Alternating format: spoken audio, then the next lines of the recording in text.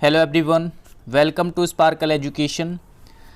इस वीडियो में हम ESIC UDC की कट ऑफ के बारे में डिस्कस करेंगे और देखेंगे जो आज आपका एग्ज़ाम हुआ है, 3 शिफ्ट में आपका एग्ज़ाम हुआ है तो उनका लेवल क्या रहा, ठीक है। ओवरऑल एग्ज़ाम का लेवल क्या रहा, सब्जेक्ट वाइज लेवल क्या था, ठीक है। कौन सा सब्जेक्ट टफ़ रहा, कौन सा ईजी, इन सभी बातों में के बारे में हम डिस्कशन करेंगे, ठीक है। और लास्ट में हम कट ऑफ पर यहाँ पर डिस्कस करेंगे कितनी कट ऑफ आपकी जा सकती है। तो चलिए सबसे पहले हम देख लेते हैं किस तरह से आपके जो है क्वेश्चंस पूछे गए थे। देखिए मैथ की अगर मैं बात करूँ तो यहाँ पर इन 3 टॉपिक से ज़्यादा क्वेश्चंस पूछे गए हैं। सिंप्लीफिकेशन से बहुत ज़्यादा क्वेश्चन आए हैं, ठीक है। लगभग 12 से 13 क्वेश्चन तक पूछे गए हैं सिंप्लीफिकेशन से। अर्थमेटिक से लगभग 8 से 10 क्वेश्चन आपके पूछे गए हैं। 8 से 10 क्वेश्चन आपके अर्थमेटिक से पूछे गए हैं। और नंबर सीरीज की अगर मैं बात करूं तो यहाँ पर लगभग 2 से 3 क्वेश्चन यहाँ पर पूछे गए हैं आपके नंबर सीरीज के।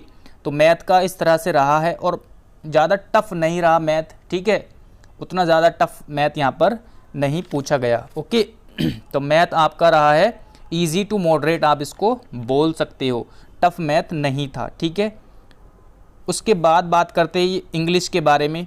इंग्लिश में आपसे पूछे गए हैं पैसेज, लगभग 6 से 8 क्वेश्चन तक पूछे गए हैं आपके पैसेज।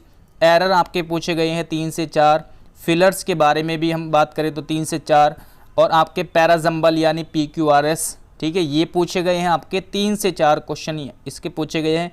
स्पेलिंग मिस्टेक के क्वेश्चन आपसे पूछे गए हैं 3 से 4 क्वेश्चन लगभग, ठीक है। और वर्ड मीनिंग के क्वेश्चन आपसे पूछे गए हैं, ओके, लगभग 3 से 4। तो इस तरह से आपका इंग्लिश का रहा है। और इंग्लिश तो लगभग इजी ही रही है, ठीक है। तो इंग्लिश लगभग क्या रही है आपकी, इजी ही रही है, ठीक है। इसको टफ मॉडरेट भी नहीं कहेंगे, लगभग इजी टू मॉडरेट आप इसको मान सकते हैं। तो इंग्लिश और पैसेज जो है स्टोरी बेस्ड पैसेज था, ज़्यादा टफ नहीं था, ठीक है।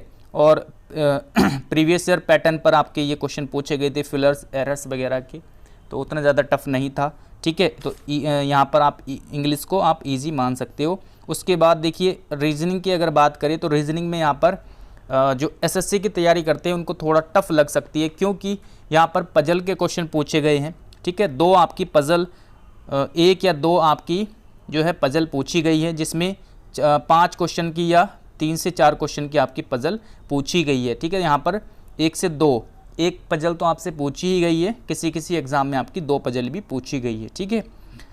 और सीरीज़ के क्वेश्चन आपसे पूछे गए हैं, ठीक है। सीरीज़ के क्वेश्चन आए हैं लगभग 2 से 3 क्वेश्चन।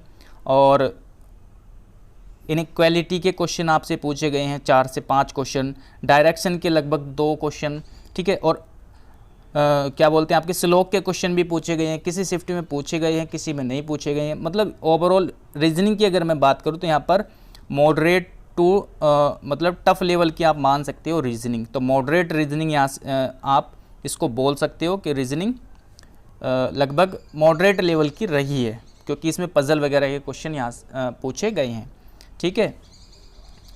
उसके बाद GS की अगर बात करें तो GS यहाँ पर थोड़ी टफ कह सकते हैं, क्योंकि GS में अच्छे क्वेश्चन पूछे गए हैं। तो GS का लेवल जो है जिसने अच्छे तरीके से पढ़ी होगी वही अच्छे से कर पाया होगा, अदरवाइज़ बहुत इजी क्वेश्चन यहाँ पर नहीं पूछे गए। अच्छे लेवल के मॉडरेट टू टफ लेवल के क्वेश्चन यहाँ पर GS में पूछे गए हैं। तो रीजनिंग और GS थोड़ा सा बोल सकते हैं अच्छे लेवल की पूछी गई है, ठीक है। और देखिए रीजनिंग की अगर बात करें तो SSC वाले स्टूडेंट्स को थोड़ी टफ लग सकती है, हालांकि जो बैंकिंग की तैयारी करते हैं उनके लिए इतने ज़्यादा टफ नहीं थी, ठीक है। तो रीजनिंग वहाँ पर मॉडरेट आप मान सकते हो, लेकिन GS थोड़े अच्छे लेवल की थी, टफ लेवल की आप बोल सकते हो। तो इस तरह से आपके चारों सब्जेक्ट से क्वेश्चंस पूछे गए हैं, ठीक है। ओवरऑल अगर बात करें तो यहाँ पर इंग्लिश ईजी रही है और ठीक है, रीजनिंग आपकी रही है आपकी ईजी टू मॉडरेट, मैथ आपका इजी टू मॉडरेट रहा है, ठीक है। GS आपकी थोड़ी टफ आप कह सकते हो कि थोड़ी बहुत आपके अच्छे लेवल के क्वेश्चंस GS में पूछे गए हैं। अब कट ऑफ की अगर मैं बात करूं, देखिए अलग अलग स्टेट के हिसाब से कट ऑफ लगती है, लेकिन यहाँ पर मैं ओवरऑल कट ऑफ के बारे में बात करूँगा कि आपकी ओवरऑल कट ऑफ कितनी जा सकती है, ठीक है। किसी स्टेट में बहुत कम कट ऑफ चली जाती है, किसी में बहुत ज़्यादा चली जाती है, ठीक है। लेकिन हम यहाँ पर ओवरऑल कट ऑफ के बारे में बात करने वाले हैं एग्ज़ाम के लेवल के हिसाब से, ठीक है। एक्सपेक्टेड कट ऑफ, तो यहाँ पर यूआर की अगर मैं बात करूँ, लगभग अगर आपके 150 के आसपास अगर आपके क्वेश्चंस सही हैं तो आप एक सेफ जोन में मान के चल सकते हैं। ओबीसी की अगर बात करें, देखिए यहाँ पर जो 150 है ये एक एवरेज जो कट ऑफ है, ठीक है, एवरेज कट ऑफ। कहीं पर इससे ज़्यादा भी जाएगी 100% जाएगी, ठीक है, 150 से ऊपर जाएगी, और कहीं कहीं पर इससे कम भी जाएगी 100%, ठीक है। तो ये एक एवरेज कट ऑफ है। तो 10 क्वेश्चन कहीं पर ज़्यादा, 10-15 क्वेश्चन कहीं पर ज़्यादा भी जा सकती है, कहीं पर बहुत कम भी जा सकती है कट ऑफ, ठीक है। वो आपके स्टेट वाइज जो है डिपेंड करता है। तो लेकिन एवरेज कट ऑफ की अगर बात करें तो 150 के आसपास आप सेफ है। ओबीसी 145 के आसपास, ठीक है।